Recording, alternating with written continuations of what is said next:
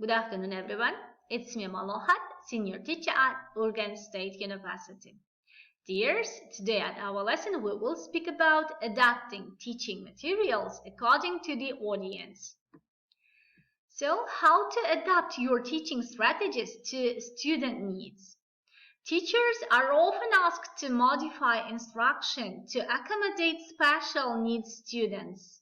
In fact, all students will benefit from the following good teaching practices. The following article takes the mystery out of adapting materials in the strategies for curriculum areas. If the student has difficulty learning by listening, then try before the lesson. Pre-teach difficult vocabulary and concepts. State the objective, providing a reason for listening. Teach the mental activities involved in listening, mental note-taking, questioning, reviewing. Provide study guides, worksheets. Provide script of film. Provide lecture outlines.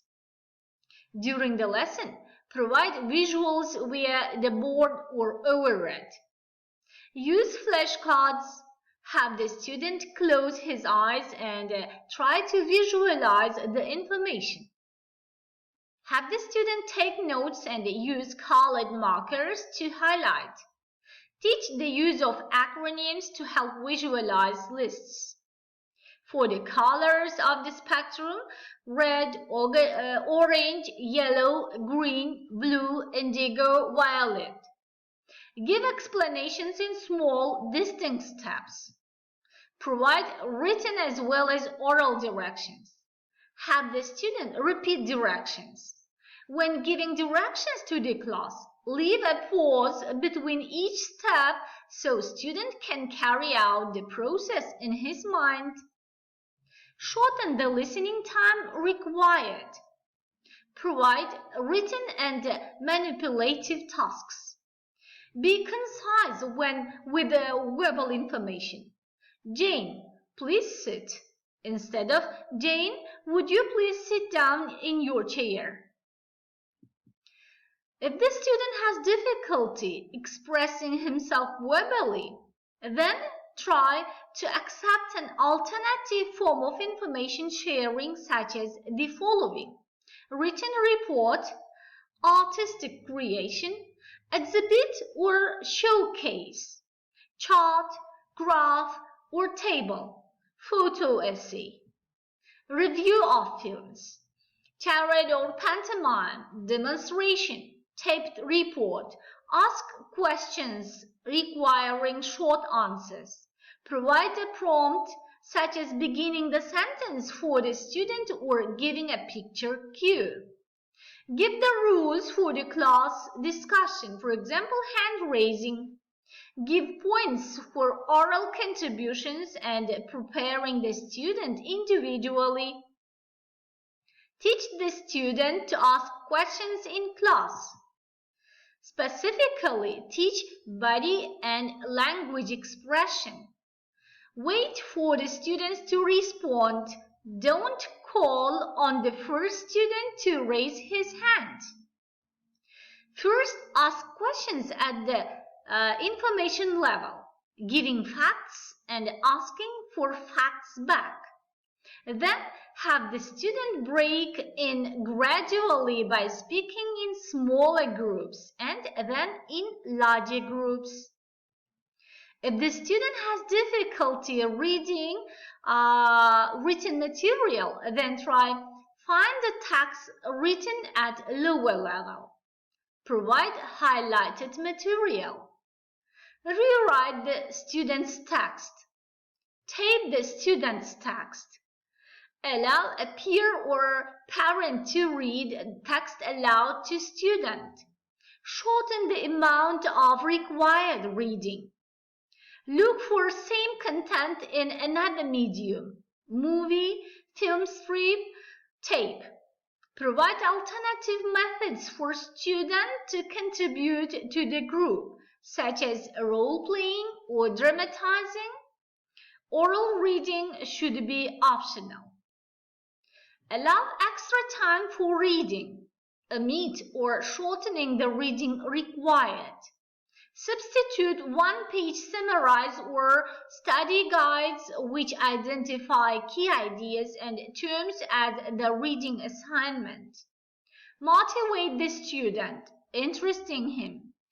Provide questions before student reads a selection. Include page and paragraph numbers. Put the main ideas of the text on index cards which can easily be organized in a file box and provided by chapters. Pre-teaching vocabulary. Type material for easier reading. Use larger type. Be more concrete using pictures and manipulatives. Reduce the amount of new ideas. Provide experience before and after reading as a frame of reference for new concepts. State the objective and relating it to previous experiences. Help the student visualize what is read. If the student has difficulty writing legibly, then try use a format requiring a little writing. Multiple choice, programmed material, true, false, matching. Use manipulatives such as letters from a Scrabble game or writing letters on small ceramic tiles. Reduce or omit assignments requiring copying. Encourage shared note-taking. Allow the use of a tape recorder, a typewriter, or a computer. Teach writing directly, trace letters or writing in clay. Verbalize strokes on a tape recorder. Use a marker to space between words. Tape the alphabet to student's desk. Provide a wallet-size alphabet card. Provide courses in graph analysis or calligraphy as a motivator. If the student has difficulty spelling, then try dictate the work and then asking the student to repeat it. Saying it in sequence may eliminate errors of omitted syllables. Avoid traditional spelling lists. Determine lists from social needs and school area needs. Use mnemonic devices. A is the first capital letter. The Capitol building has a dome, for example. Teach short, easy words in context. On and on, right on account of. Have students make flashcards and highlight the difficult spots on the word. Give a recognition level spelling test, asking the student to circle correct word from 3 or 4 choices. Teach words by spelling patterns. Teach cake, bake, take, and etc. in one lesson. Use the language master for drill. Avoid penalizing for spelling errors. Hang words from the ceiling during study time or posting them on the board or wall as constant visual cues. Provide a tactile kinesthetic aid for spelling.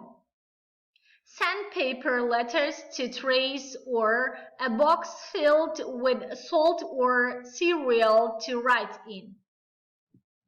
So, dear students, this is the end of our today's lesson. Revise the learned material and be ready for the next time. Goodbye.